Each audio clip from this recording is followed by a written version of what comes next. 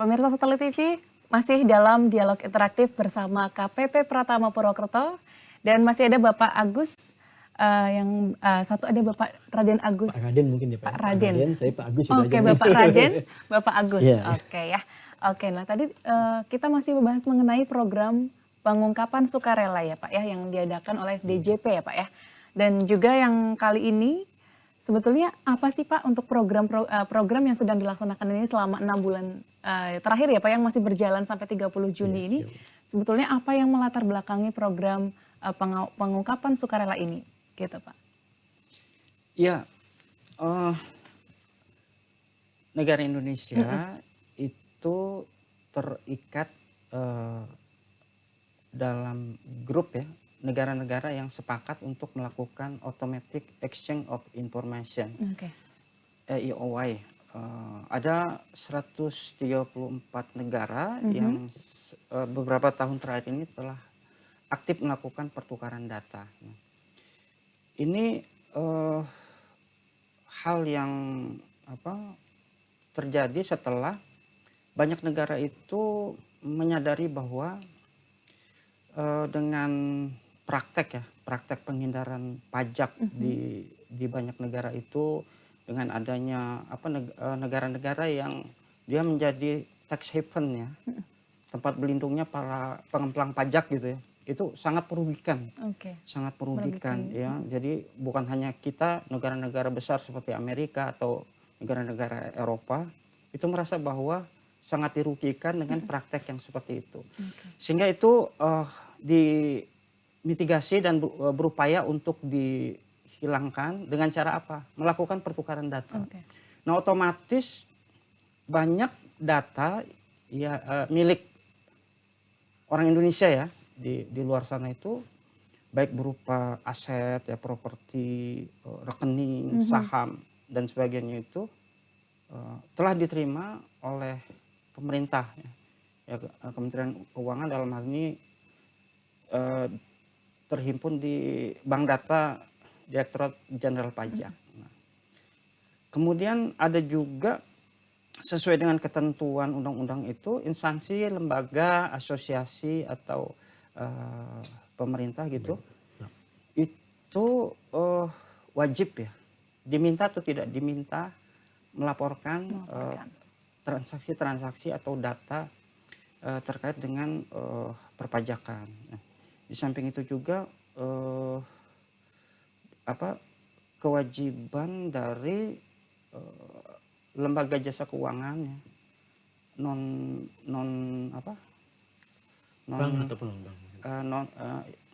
perbankan maupun non perbankan gitu, karena kita terkait dengan kesepakatan yang pertukaran data dengan banyak negara tersebut ya, di domestik kita juga itu harus ada transparansi juga. Jadi makanya diaturlah sesuai dengan ketentuan undang-undang yang kewajiban untuk pelaporan transaksi keuangan untuk kepentingan perpajakannya itu secara berkala.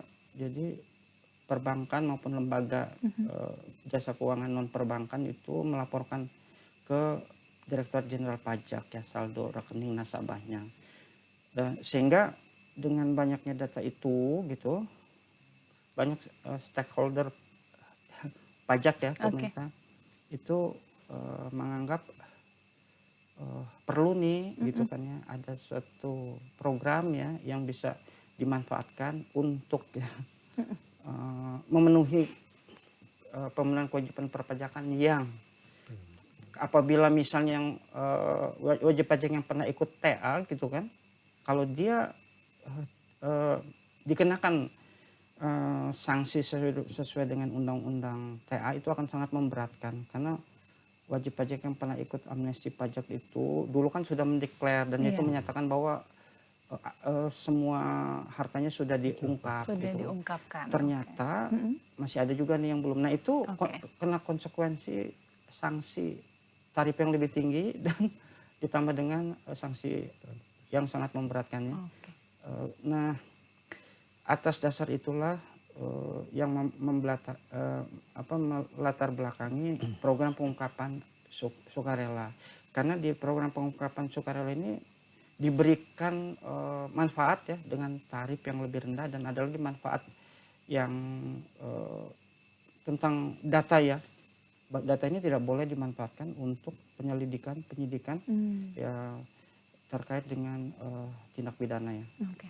Kalau berhubungan dengan undang-undang harmonisasi peraturan perpajakan. Dan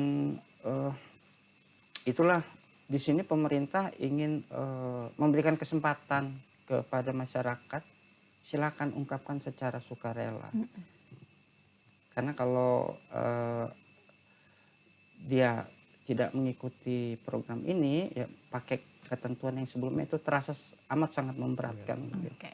Jadi memang yang melatar belakangi dari program pengungkapan sukarela ini, kenapa sih wajib pajak harus mengikuti program pengungkapan sukarela ini yang diadakan oleh Direktorat Jenderal Pajak yang dalam hal ini di Banyumas bisa melakukan ke KPP Pratama Purwokerto ya Pak ya.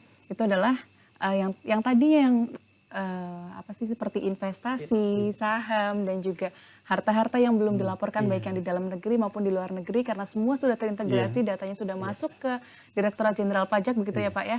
Itu nanti harus dilaporkan seperti itu untuk kepentingan bersama pastinya ya Pak ya.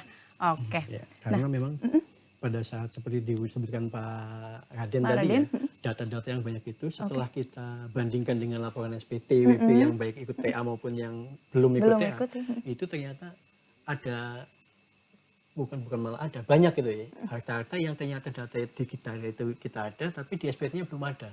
Belum dilaporkan. Di TA juga ternyata pada waktu teman-teman WP itu ikut TA belum dilaporkan juga, diungkapkan juga sebagai harta itu. Ya mungkin karena entah saking banyaknya harta atau mungkin jadi kelewat lah gitu. Saking banyaknya harta kelewat gitu. Saking terlalu kayanya sampai lupa. Sampai kelupaan harta yang ini harta belum sebanyak itu gitu. Harta yang belum dilaporkan itu ya Pak ya. Jadi kalau misalkan ternyata dari tadi yang sudah mengikuti atau mungkin yang belum mengikuti amnesti pajak gitu ya Pak yang belum dilaporkan dan mengikuti dengan adanya program ini, maka itu meringankan ya Pak ya, jauh lebih meringankan untuk wajib pajak membayarkan dan melaporkan secara sukarela pajaknya gitu ya Pak ya. Oke, itu dia tadi yang melatar belakangi kenapa sih penting untuk wajib pajak mengikuti program pengungkapan sukarela. Nanti kita akan bahas hal lainnya mengenai program pengungkapan sukarela bersama KPP Pratama Purwokerto. Tetap bersama kami.